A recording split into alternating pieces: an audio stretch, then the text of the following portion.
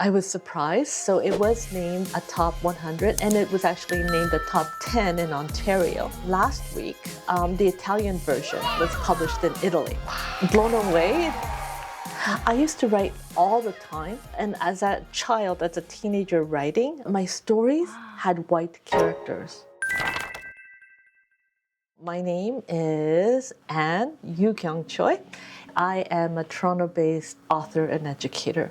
My family came to Canada in 1975, and I was 7 years old. Toronto in the 1970s lacked today's vibrancy, today's diversity. I have very sad memories of childhood where, being bullied, being made fun of. I grew up hating the fact that I was Korean, and at times really, really being embarrassed and ashamed of that. So it was just layer after layer of a lot of pain, a lot of sadness, and not understanding why. And so by studying storytelling, I realized it's the best way to connect with each other, but there were no stories about the Korean-Canadian experience. So I think part of the reason I started writing was to start to understand my place here. When my daughter was born, I didn't want her to have the same experience, feeling really invisible in Canadian culture. I didn't want that for her. I was trying to find books about the recent Korean-Canadian experience, and there wasn't any. It took me 21 years from 1992 until 2013 to get my first publishing contract. Wow. We could tell stories, but unless we write it down, 5, 10, 15 years from now, we won't remember. It's very important to document. And it dawned on me that my daughter, she didn't know what life was like for us when we first came. We lived in constant fear of being robbed, and we had some violent robberies. My mother was attacked. This was the Korean-Canadian experience. So that really inspired me to get that book and see it through to publication. In fact, according to the Globe and Mail, my novel sLuckyCoinVariety was the first contemporary Korean-Canadian story told and published in Canada. It got me to thinking we have to keep telling our stories. It's easy to hate, but harder to hate people you like and understand. I never thought, though, that the book would get the attention it did. Oh yeah, it received significant recognition, shortlisted for the Toronto Book Award as well. It's now part of the English curriculum in schools. And the book was published in 2016, but I'm still doing interviews about the book. I had my first interview with the BBC. I'm just really grateful for the opportunity to just keep sharing that Korean-Canadian history. I got very lucky because at the same time, Kim's Convenience ended up becoming a CBC top show. So all of a sudden, the nation was celebrating the Korean-Canadian experience. Yeah. I didn't know that Psy would come up with Gangnam Style and just blow up the world. Yes, with this move. Right? Everything kind of came together. Korean drama, K-pop, cosmetics, everything about the Korean culture that would come to North America. Yeah. And suddenly make being Korean cool was so unexpected and so beautiful. But for me, again, it seemed rather superficial. We have a long history, but they only know the surface of Korea right now. Right? People are signing up for Korean classes, right, everywhere. But after a few lessons, they would drop out because they wanted to learn how to order food in a restaurant, but they didn't want to really understand the culture or the language. Writing and sharing stories is even more important because it allows us to get beyond this very, very superficial liking of a culture to start to understand history. All Things Under the Moon, which was published in September 2025, because I wanted to learn Korean history. I wanted to understand my family's history.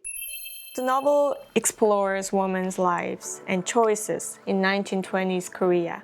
The heart of the story is women needing other women to survive. when I was doing research for this book, I found out that the women in Korea are fierce, they are strong. For example, once upon a time, while men were writing in Chinese because it was considered the high language, women writing in Hangul, which was the low language. And so women really helped develop Korean literature. It was also women who saw value in translated works and helped with that whole modernity movement. This book was inspired because my great-grandmother was a brilliant storyteller. Yeah. It's not until I was an adult that I didn't know she couldn't read. And so I wanted to write this novel to reimagine her life had she been able to read and write. Readers often associate themes such as womanhood, solidarity, and Korea with your work. So one of the ideas of the story is girls, young women, should have access to language, to education. But today, there are places all over the world where girls are still denied an education because they are born girls. Even though this story takes place in 1924, it's still relevant. It still speaks to why and how it's so important. This is how I can contribute to that conversation. Start by saying, hey, I wrote a book. To have much bigger, challenging conversations. And also to, in a culture where women typically didn't work, my great-grandmother worked. She worked in a restaurant. Her daughter, my grandmother, worked in a hair salon and actually had the first beauty school. Wow. My mother in Korea also worked as a teacher. And I work as a writer and as an educator. And my daughter is now working as a translator. So for 5 generations, women have supported the families. So the whole idea of women really, really leading and supporting other women was a central message that I really wanted to convey. As a Korean writer working in this Canada, you know, it's fascinating because when I'm in Korea, everybody tells me I'm Canadian. When I am in Europe, everybody tells me I'm Canadian. But in Canada, people tell me I'm Korean. So our identities are fluid. And often I think it's imposed upon us. I do know now I am fiercely proud of my Korean culture and background. I eat a lot of Korean food. And I tell Korean stories. we've come to embrace it as a strength. Yes, absolutely. That has come a very, very, very long way. When Psy came out and all that, I too had a superficial appreciation for Korea. I think it wasn't until I started studying the history. And there's still so much to learn. What do you hope to pass on to the next generation? Quick story, I was in a bookstore with my daughter and she was 3 years old. A woman asked her, what's your name? And my daughter said, Yuri. And the woman said, oh, you'll never see your name in any of these children's books. That made me really upset. And that's why I published my children's book in 2020. Character's name is Yuri. I don't understand why that staff suddenly said that. I don't think she was being malicious. I think she was making an observation. And that observation is that there is a lot of peoples whose stories are underrepresented or invisible. So I'm hoping that we keep layering the Korean Canadian stories, right? So that, again, we have a much deeper understanding, a tighter understanding. What advice would you give to young Korean writers? I'm very excited. There's a lot of up-and-coming Korean authors. They have to understand that it is a business. And it took me a long time to realize that. I thought if one's writing was beautiful, different, and unique, it would sell. But it's a business. Not only know how to craft story, they need to also understand the business side of writing. The way in North America we tell stories is very, very structured. And that structure is Western way of thinking. And it is a very, very difficult industry to break into.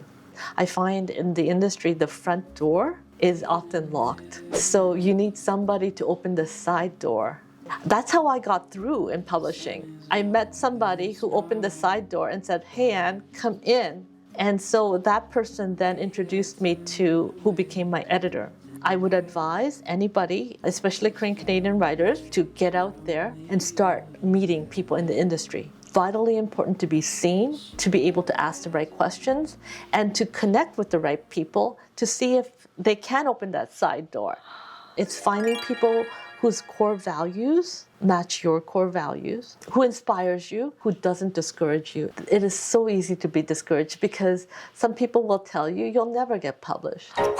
Because the average publishing company, if they get like 1,000 submissions a year, they get published 10. So when they tell you you'll never get published, they're being realistic. Or they think they're being realistic, right? So again, it's connecting with the people who will inspire you, whose core values match with yours. It'll be a mutual benefit to connect. So it's not you're taking and giving, it's that there's a mutual back and forth. Thank you so much for the helpful advice. Thank you so much for having me. This has been such a pleasure. 한국일보 캐나다 함께 진실을